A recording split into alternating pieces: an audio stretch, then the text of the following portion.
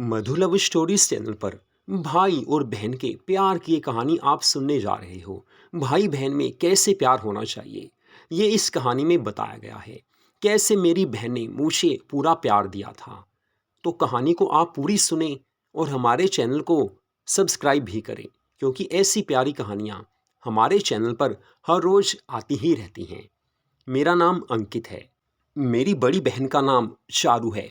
शारू बेहद ज़्यादा ग्लैमरस है, ब्यूटीफुल है, इतनी प्यारी है कि जब हम दोनों कॉलेज में जाते थे हर कोई उसको देखता था। हालांकि मैं उससे 2 साल छोटा हूँ, लेकिन जब उसको साथ लेकर मैं कॉलेज में जाता था हर किसी की नज़रें उसकी ओर होती थी। मुझे पता था उसके काफ़ी फ्रेंड्स हैं, लेकिन मैं सिर्फ उसे कॉलेज लेकर जाता था। उसके बाद वो मुझसे मिलती भी नहीं थी, क्योंकि वो मुझसे बड़ी थी।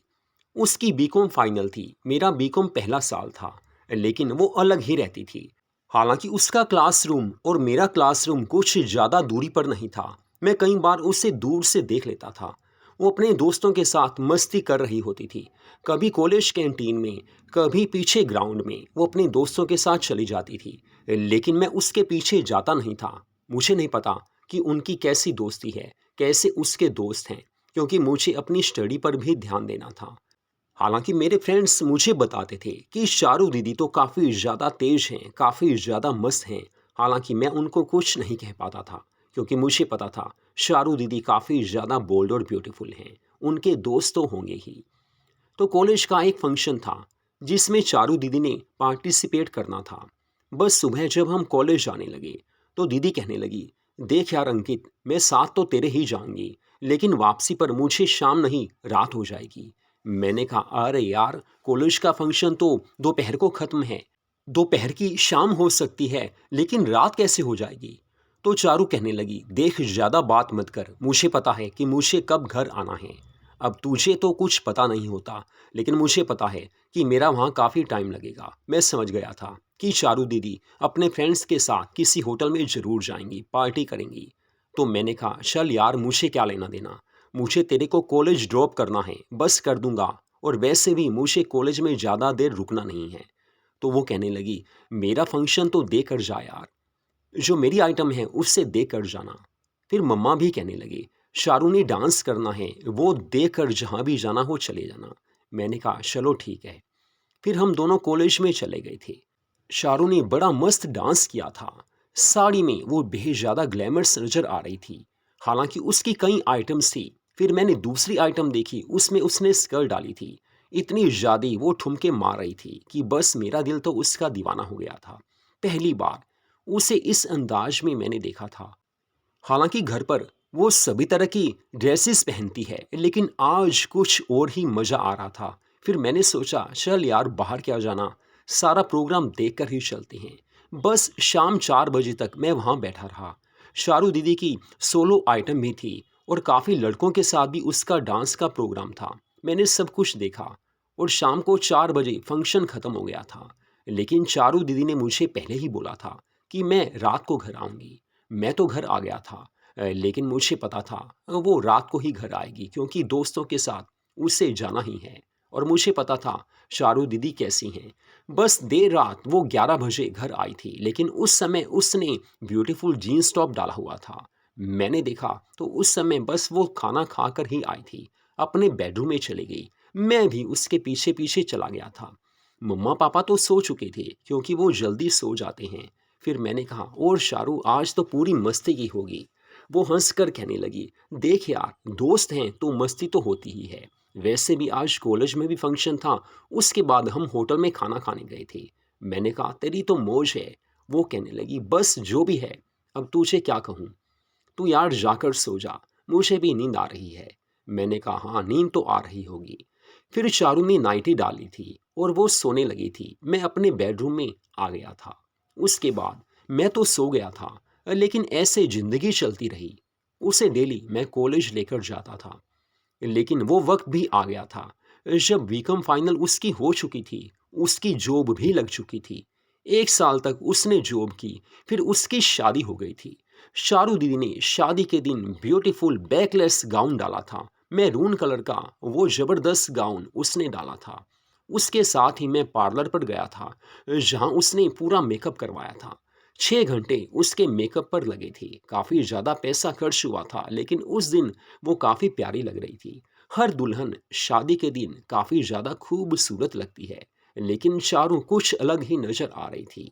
मैंने उससे कहा, दीदी आज तो जीजा जी की ऐश हो जाएगी। वो कहने लगी, वो तो देख यार होता ही है, उसमें कहने वाली कौन सी बात है। वो मुस्कुराकर कहने लगी, अच्छा अंकित, मतलब तू भी ये सब कुछ सोचता है। मैंने कहा, अरे यार मैं लड़का हूँ और मुझे पता है शादी के बाद पति पत्नी में प्यार तो होता ही है। वैसे भी आज की रात तो तुम्हारी सुहाग रात होगी, कितना प्यारा लगेगा तुम्हें। वो कहने लगी, हाँ बस उसी के सपने कुछ लिए हुए हैं, देखते हैं क्या होता है कैसे होता है। उसके बाद हम उस होटल में आ गए थे जहाँ पर शादी का सारा फंक्शन था। हमने ज़्यादा गेस्ट इनवाइट नहीं किए हुए थे, बस कुछ ही लोग थे, क्योंकि हम ज़्यादा बड़ा प्रोग्राम करना नहीं चाहते थे। छोटा प्रोग्राम हो, अच्छा प्रोग्राम हो, यही पापा की सोच थी और अच्छी सोच है। हद से ज़्यादा गेस्ट होने भी नहीं चाहिए। फिर भी शादी पर काफ़ी पैसा खर्च हो गया था। लेकिन शारू दीदी की जब विदाई होने लगी थी, मैंने उसे गले से लगाया था, लेकिन मुझे नहीं पता कि क्या हलचल सी होने लगी थी। वो रोने लगी थी जैसे लड़कियां रोती हैं, लेकिन मन में तो कुछ और ही होता है। मन में हर लड़की के यही होता है, बस अब जाकर ससुराल में बस वहीं पति से प्यार करूंगी, सुहाग रात मनाऊंगी। लेकिन यहाँ हर लड़की को रोना जरूर आता है। एक मायके में रहकर लड़की बचपन से जवानी तक अपने सालों बिता देती है, लेकिन जब जाने लगती है आंखों में आंसू अपने आप आ ही जाते हैं। मम्मा भी रोने लगी थी, पापा भी रोने लगे थे, मैं भी रो रहा था, चारू भी रो रही थी। हमारे और क्लोज के रिलेटिव उनमें से भी लेडीज रोने लगी थी। लेकिन ये तो एक रीत होती है, आंसू अपने आप निकल ही जाते हैं। उसके बाद चारू दीदी की विदाई बस हो रही थी। मैंने उसे हल्के से कान में बोल दिया था, दीदी आज तो बस तुम्हारी मस्ती होगी। उसने मुझे हल्की सी चूंटी काटी, कोई बात नहीं यार, मस्ती तेरी भी हो जाएगी। मैंने उससे देखा और कहा, चलो चारू दीदी फिर मिलते हैं। बस वो यहाँ से जा चुकी थी। अगली सुबह उसकी कॉल आई थी। मम्मी से बात की, पापा से बात की। मैंने 2 मिनट बात की थी, क्योंकि मुझे पता था फ़ोन पर वो मेरे से ज़्यादा बात नहीं करती। और वैसे भी हमारे घर में अभी काफ़ी गेस्ट थे। मैंने सोचा यार इनसे फ्री होकर आराम से बात करूँगा, क्योंकि मुझे तो वही पूछना था, क्या हुआ कैसे हुआ। लेकिन क्या करें, गेस्ट जाएं तभी तो पूछें। 3-4 दिन बीत गए थे, सभी मेहमान जा चुके थे। फिर चारू दीदी का खुद से मुझे रात को फ़ोन आया। मैं हैरान हो गया था। रात को 11 बजे चारू दीदी का फ़ोन आया है, क्योंकि मुझे तो यही लगा था कि जीजा जी पास होंगे, रात को वो कॉल नहीं करेगी। लेकिन मैंने उससे पूछा, और चारू कैसी हो। वो कहने लगी, बस ठीक हूँ अंकित, तू कैसा है बता। मैंने कहा, मैं तो ठीक हूँ। मेरी जान चारू तू अपनी बता, तू कैसी है, वहाँ दिल कैसे लगा। वो कहने लगी, बस यार दिल क्या लगेगा, यहाँ पे माहौल थोड़ा अलग सा ही है। हमारा तो पूरा सिटी था, लेकिन ये सिटी भी नहीं कहा जा सकता, गांव भी नहीं कहा जा सकता। दिल लग नहीं रहा। मैंने कहा, अरे मेरी जान 4 दिनों में दिल थोड़ी लगता है। तो वो कहने लगी, अरे अंकित वो बात नहीं है, तेरे जीजा जी 3 दिन तो घर पर रहे, लेकिन अब 3 दिनों के लिए अपने ऑफिस के काम से बाहर चले गए हैं। अब बता यार क्या करूं, इतनी जल्दी ऑफिस कौन जाता है। मैंने इन्हें समझाया, लेकिन यार ये समझते ही नहीं हैं। फिर मैंने दीदी से बोला, हो सकता है काफ़ी ज़रूरी काम हो, ऐसे शादी के फ़ौरन बाद तो कोई जाता नहीं है। तो वो कहने लगी, बस यार दिल लग नहीं रहा। फिर मैंने पूछा, दीदी सुहाग रात कैसी रही। वो कहने लगी, कुछ नहीं यार, जो सोचा था वैसा तो कुछ नहीं था, लेकिन फिर भी तेरे जीजा जी ने मुझसे प्यार तो किया था। लेकिन क्या करें, शादी से पहले एक लड़की के काफ़ी अरमान होते हैं, ससुराल में जाकर ये होगा वो होगा, पति पूरा प्यार देंगे बार बार। लेकिन ऐसा कुछ था नहीं। क्या करें, जिंदगी बस ऐसी ही होती है। मुझे नहीं पता था कि आगे जाकर क्या होगा। फिर वो काफ़ी मायूस हो गई थी। मैंने कहा, अरे मेरी जान चारू, तू मेरी बहन है और तुझे सच बोल रहा हूँ, अभी तेरी शादी को कुछ दिन तो हुए हैं, इतनी जल्दी मायूस नहीं होते। वैसे भी ससुराल में जाकर एडजस्ट करने में टाइम तो लगता है। नया घर है, नया माहौल है, नए लोग हैं, एकदम सेटिंग यार कहाँ होती है। फिर वो कहने लगी, नहीं यार मुझे पता है, मेरी कई सहेलियां ऐसी हैं जिनकी सेटिंग, जिनकी एडजस्टमेंट बस दूसरे तीसरे दिन ही हो गई थी, क्योंकि उनके घर वाले अच्छे थे। यहाँ फैमिली ऐसी है, कुछ गांव का माहौल भी टच करता है। पूरा गांव, पूरा सिटी नहीं है, लेकिन कस्बा टाइप है, टाउन है। अब यार टाउन में मुझे क्या पता था कि क्या होता है। मैंने पहले यही सोचा था कि काफ़ी अच्छा होगा, बाहर घूमूंगी, मस्ती करूंगी, खाऊंगी पीऊंगी, ऐश करूंगी, होटल्स में जाऊंगी। लेकिन यार यहाँ होटल ही नहीं है। होटल में जाना हो तो 10 किलोमीटर दूर जाना पड़ता है। मुझे पहले इन्होंने बताया नहीं। मैंने पूछा था, लेकिन ये कहते थे हाँ जब कभी चाहोगी होटल चलेंगे। लेकिन ये इन्होंने बताया नहीं कि होटल इतनी दूर है। अब ये घर पे नहीं है। हो सकता मैं अकेली ही चली जाती, लेकिन 10 किलोमीटर यार दूर कौन जाता है। बस इस करके घर में ही बैठी हूँ। मैंने कहा मेरी जान डाला क्या हुआ है। वो कहने लगी बस यार वही रात को नाइटी ही पहनती हूँ, गुलाबी कलर की नाइटी पहनी है। बस थोड़ी गर्मी सी लग रही थी, फिर सोचा अंकित को फ़ोन करती हूँ, दिल की बात बताती हूँ। फिर मैंने कहा देख शारू, एक बात पूछ रहा हूँ, जैसा तूने सोचा था शादी के बाद वो सब हुआ या नहीं हुआ। तो वो कहने लगी किस बारे में। मैंने कहा यार तू समझदार है। तो वो कहने लगी नहीं ऐसा कुछ यार नहीं हुआ, क्या करें। मुझे नहीं पता था कि आगे जाकर एकदम सपने टूट जाएंगे। फिर मैंने उससे पूछा वैसे जीजा जी कैसे हैं, फिट तो हैं। वो कहने लगी बस क्या कहूँ, तू समझदार है, वो प्यार मुझे नहीं मिलेगा, ये तो मुझे पता है। जैसा मैंने सोचा था वो वैसे नहीं है। बाकी तू समझदार है, मैं क्या कह रही हूँ। मैंने कहा हाँ वो तो है, क्योंकि तू उनके साथ रह रही है, तुझे ज़्यादा पता होगा। तो वो कहने लगी बस यार ज़िंदगी में कुछ टाइम ऐसा आता है, कुछ चीज़ें ऐसी हो जाती हैं, या ऐसा कह लो कि बदकिस्मती कह लो, या कुछ ऐसा कह लो कि बस सामने वो बुरे दिन आ ही जाते हैं। अब मैं आगे का सोच रही हूँ कि यहाँ क्या करूँगी। ये भी वैसे नहीं है, फिट भी नहीं है, अब मेरे साथ टाइम स्पेंड भी नहीं करती। 3 दिन ये घर पर रहे, 3 रात घर पर रहे, लेकिन मेरे साथ बड़ा कम टाइम इन्होंने बिताया। बस परिवार में ही बिजी रहे। मुझे पता है कि ये मुझे प्यार नहीं दे पाएंगे। फिर मैंने कहा अब क्या इरादा है मैडम। तो वो कहने लगी बस इरादा तो कुछ नहीं है, मैंने यही सोचा है कि वापस आऊंगी, वहाँ पर जॉब करूंगी। मैंने कहा अरे यार शारू, इतनी जल्दी फैसला नहीं लेते। तो वो कहने लगी तुझे सब कुछ मैंने बताया ही कहाँ है। अगर तुझे सब कुछ बता दूंगी तू अपने आप कहेगा कि शारू अभी घर आ जा। बस यार कुछ ऐसी बातें हैं जो फ़ोन पर बताई नहीं जा सकती, कुछ प्राइवेट बातें होती हैं, हस्बैंड वाइफ की, परिवार की कुछ ऐसी बातें हैं। यहाँ पर यार क्या बताऊंगी। तभी सोच रही हूँ कि कल परसों में मायके आ जाऊँ, बस मम्मी पापा के पास रहूँ, तेरे पास रहूँ। वैसे भी मेरी एक फ्रेंड की शादी है, मुझे 3 दिनों के लिए वहाँ जाना है। मैंने कहा जाना कहाँ है। वो कहने लगी बस जयपुर में जाना है। इनको बोला था तेरे जीजा जी को, लेकिन इनके पास टाइम ही नहीं है। तो यार तू चल लेना। मैंने कहा मेरी जान जरूर चलूँगा। दीदी बोले और भाई ना करे, ऐसा हो ही नहीं सकता। तू जब भी बोलेगी हर काम हो जाएगा, मैं चलूँगा, तेरे साथ शादी में चलूँगा। और मुझे वैसे भी कंपनी में से छुट्टी मिल ही जाती है। तो वो काफ़ी खुश हो गई थी। फिर उसने मुझे वीडियो कॉल की। हम दोनों ने एक दूसरे का चेहरा देखा, खुशी हुई कि चलो बहन को काफ़ी दिनों बाद देखा तो है।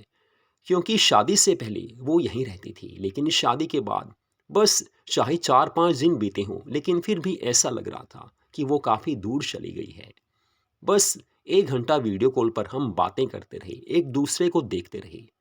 फिर मैंने यही सोचा अब सो जाना चाहिए। हम दोनों सो गए थे। सुबह मैं जल्दी उठा था, क्योंकि मुझे पता था कि ऑफिस में आज ज़्यादा काम करूँगा, क्योंकि अगले दिन से मुझे छुट्टी करनी है। शाम को चारू आ गई थी। मम्मी पापा खुश थे। हालांकि चारू ने मम्मी पापा को यही बताया था कि बस मुझे शादी पर जाना है जयपुर में, इस कारण आई हूँ। लेकिन मुझे असली बात पता थी कि वो यहाँ से वापस जाने ही नहीं वाली है। लेकिन रात को जब हम खाना खा चुके थे, शारू मेरे बेडरूम में आ गई। हालांकि उसका बेडरूम अलग था, लेकिन हम दोनों साथ ही सोए थे।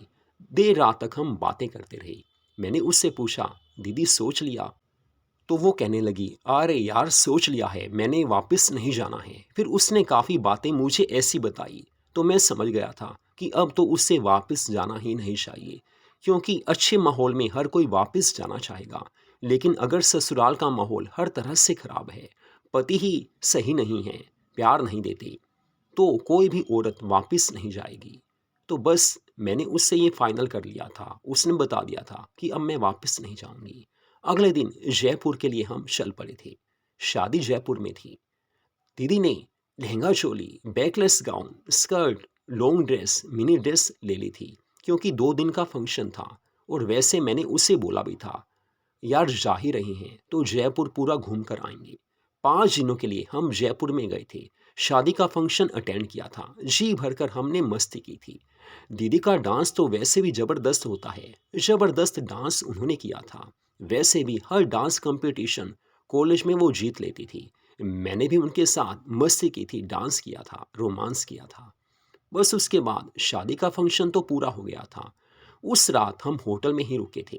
उस रात, जिस रात शादी हुई थी, दीदी ने बैकलेस गाउन डाला हुआ था। वो क्या कमाल लग रही थी। मैं उसकी तारीफ करता रहा। फिर हमें वही रूम मिला हुआ था, एक ही रूम था। हम दोनों एक साथ सो गए थे। उसने मुझे प्यार दिया था। फिर बस अगली सुबह हम जयपुर में घूमने के लिए चले गए थे। काफ़ी दिन हम वहाँ रहे। लगभग 5-6 दिन के बाद हम वापस आ गए थे। वो घर पर ही थी। तभी एक उसकी सहेली की बर्थडे पार्टी थी। वो कहने लगी, यार मुझे जाना है। मैंने कहा, चल यार मैं छोड़ देता हूँ। शाम को 7 बजे उसे मैं बर्थडे पार्टी पर छोड़कर आ गया था। देर रात उसकी कॉल आई थी, अंकित मुझे लेने आ जा। रात को 1 बजा होगा। मैं उसे लेने चला गया। लेकिन इस समय वो काफ़ी ज़्यादा ग्लैमरस नज़र आ रही थी। हालांकि वो रेड कलर की मिनी स्कर्ट और वाइट टॉप में थी, लेकिन वो काफ़ी प्यारी लग रही थी। मैंने कहा, दीदी आज तो कहर ढा रही हो। तो वो कहने लगी, बस यार दिल में था तो मैंने यही ड्रेस डाल ली थी। हालांकि घर से तेरे साथ जीन्स टॉप डालकर ही निकली थी, लेकिन ड्रेस चेंज तो वहीं करनी थी क्योंकि रास्ते में ड्रेस गंदी हो ही जाती है। तो मैंने कहा, हाँ वो तो ठीक है। वैसे भी होटल में फंक्शन कई बार लेट शुरू होता है, तो वहाँ जाकर ड्रेस डाली जाए तो सही रहता है। हम दोनों घर आ गए थे। हम दोनों बेडरूम में थे। मैंने कहा, अब ड्रेस चेंज कर ले यार। फिर उसने नाइटी डाली थी। फिर मैंने कहा, सच में यार आज तो काफ़ी प्यारी लग रही है। वो कहने लगी, अच्छा जी आप भी देखते हो। मैंने कहा, हाँ यार देखता ही हूँ। बस मैंने उससे प्यार किया था, वो भी प्यार करने लगी थी। फिर मैंने उससे देर रात तक बातें की क्योंकि प्यार के बाद बातें भी ज़रूरी होती हैं। मैंने उससे कहा, आगे का क्या इरादा है मैडम। वो कहने लगी, बस यार घर से ऑनलाइन काम शुरू करवा दे। तेरे साथ ही रहूंगी, मम्मी पापा के साथ ही रहूंगी। अब वापस तो जाना नहीं है। मैंने कहा, हाँ ये बात तो ठीक है। फिर ससुराल की बातें याद करके उसकी आंखों में आंसू आ गए थे। बातें ऐसी होने लगी थी। मैंने सोचा अब इसको संभालना होगा। उसे मैंने गले से लगाकर पूरा प्यार दिया था। वो संभल चुकी थी। बस अगले दिन से हम दोनों ने डिसाइड किया था कि वो ऑनलाइन घर से काम करेगी। उसके बाद उसकी ज़िंदगी मस्त चल रही है। ऑनलाइन काम घर से करती है और हम दोनों में पूरी दोस्ती है, पूरा प्यार है। मम्मी पापा को हमने सब कुछ बता दिया था। वो भी कहने लगे थे, जब वहाँ पर ऐसा माहौल है तो डाइवोर्स तो लेना ही होगा। चारों ने डाइवोर्स ले लिया था, लेकिन अब हम खुश हैं। मधु लव स्टोरी चैनल पर इस कहानी को आपने सुना। ऐसी प्यार और मस्ती से भरी कहानियों को सुनने के लिए हमारे चैनल को सब्सक्राइब जरूर कीजिए।